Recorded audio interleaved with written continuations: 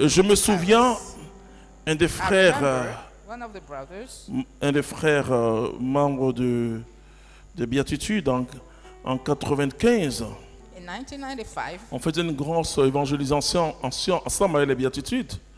Et quand je dis aux malades, c'était à Djamé, dans une commune populaire, il y avait du monde. Quand je dis aux malades de venir, il m'a dit, mais Clément, ici ça ne marche pas. Je lui ai dit, non, ça marche toujours avec Dieu. Nous sommes dans le Kairos. Moi, je ne sais pas si tu es gouverné par le Chronos, mais moi, je suis gouverné par le Kairos.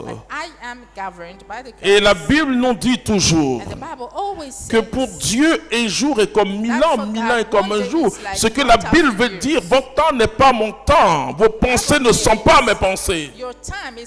Alors quand tu te mets devant le Seigneur, Seigneur, je suis en train de vieillir, je ne suis pas encore marié. I'm not yet married. Il touche l'épaule de Pierre. Qu'est-ce que ça veut dire ça?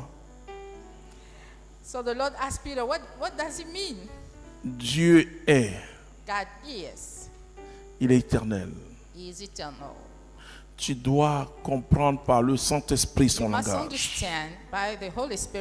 Quand je dis aux chrétiens, vous n'avez pas besoin de demander. Et surtout les choses essentielles à votre vie. C'est exactement ce que la parole de Dieu nous dit. Et que vous ne demandez pas ces choses-là. Et vous, parce que vous avez un Père céleste qui sait que vous avez besoin de ces choses. Mais vous cherchez à grandir spirituellement. Cherchez à grandir spirituellement. Cherchez à connaître Jésus-Christ. C'est ça le royaume et sa justice. Cherchez les choses d'en haut, vous. La prédication chrétienne doit revenir à l'évangile du royaume de Dieu. Si nous voulons que les gens touchent au miracle de Dieu, ce n'est pas ta théologie, ce n'est pas ta philosophie. Si tu veux que les gens touchent au miracle, que les chrétiens soient plus joyeux, revenons à l'évangile du royaume de Dieu. Parce que tous les signes que nous voulons sont que des conséquences. Mais revenons au but qui est le royaume. Alors tu vas comprendre. Tu vas comprendre que tout est vraiment accompli. Je dis aux chrétiens, mais attends, est-ce que tu crois à mon Dieu? Est-ce que nous avons le même Dieu? Je n'ai pas besoin de demander quelque chose à Dieu. Ce que tu dois demander à Dieu, c'est les choses pour les autres. Amen. Ou chercher à grandir.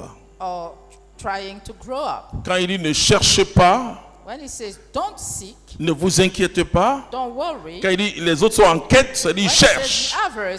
Mais toi, tu cherches le royaume. C'est-à-dire ta vie spirituelle, ta communion avec Dieu. Je dis miracle va vous suivre. Je vois des gens pour une mission. Et parce qu'ils veulent des signes, ils vont jeûner, prier. Ils ne prient pas Dieu. Hein? Ils vont jeûner, prier. Et moi, quand je jeûne, c'est pour mon Dieu. Quand je prie, c'est pour mon Dieu. Ce n'est pas pour qu'il y ait des miracles. Les miracles vont. La Bible dit il faut croire. Tu vas lire Marc chapitre 16, verset 17. Peut-être que les chrétiens ne comprennent pas ces choses. La Bible ne dit pas de faire autre chose que de croire. Il faut croire en Dieu. Et tu verras. Oui, vas-y. Marc chapitre 16, verset 17. Oui. Et voici les signes qui accompagneront ceux qui auront cru. La Bible ne dit pas voici les signes que vont chercher ceux qui croient. Non. Accompagner, ça veut dire c'est derrière toi. Parce que devant toi, c'est Dieu que tu cherches. Et les signes ne sont que des conséquences. Je ne comprends pas, frères et sœurs. Et je pense qu'il y a une église qui avait mis une pancarte ici à Abidjan, à Djamé. Arrêtez de souffrir. Je dis bon frère, arrêtez de souffrir. C'est contraire à l'évangile. Si nous souffrons avec lui nous régnerons. Mais pas souffrir bêtement pour toi-même. mais à cause de Jésus. Le royaume de Dieu. Et quand tu dois sortir de ce monde, il y a beaucoup de douleur. La Bible dit que nous sommes dans le monde, mais nous ne sommes pas du monde. Et donc on peut ne pas nous comprendre. On ne vient pas à Jésus pour chercher la tranquillité. Lui-même il a dit, il n'est pas venu pour la tranquillité. Quand la vérité vient au milieu des hommes, il y a une séparation nette. Et parce que les hommes n'aiment pas la vérité. Ils n'aiment pas la lumière, c'est ça la vérité. Et le jugement, comme nous dit l'Écriture dans Jean chapitre 3, verset 19, c'est que la lumière est venue dans le monde et les hommes n'ont pas accepté la lumière à cause de leurs œuvres.